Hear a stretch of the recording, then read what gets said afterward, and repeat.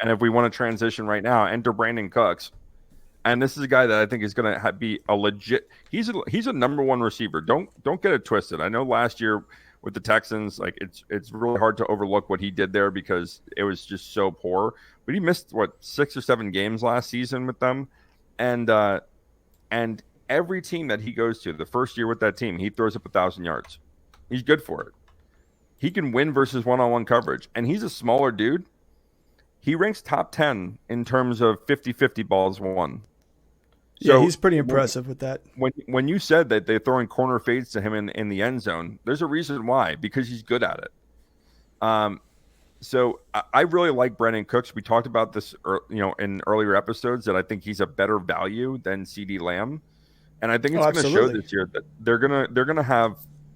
Wouldn't say similar numbers. I think CeeDee Lamb's still going to have better numbers than Brandin Cooks, but they're going to be close. It's going to be kind of AJ Brown, Devonta Smith like from last year. Yeah.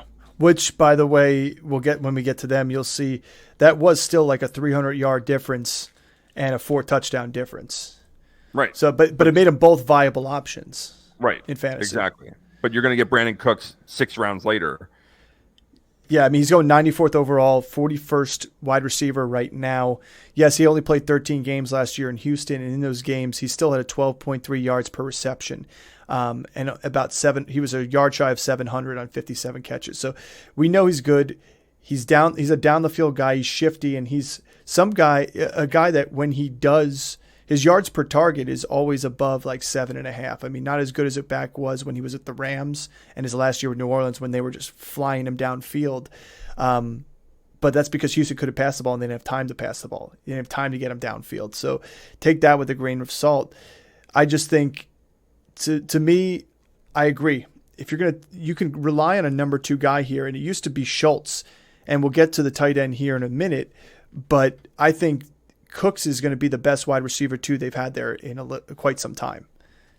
So I think besides the fact that the year that they had was it CeeDee Lamb's rookie season, they had Amari Cooper. Like besides that duo that they had there, here's another great duo that they can have. So the third receiver out here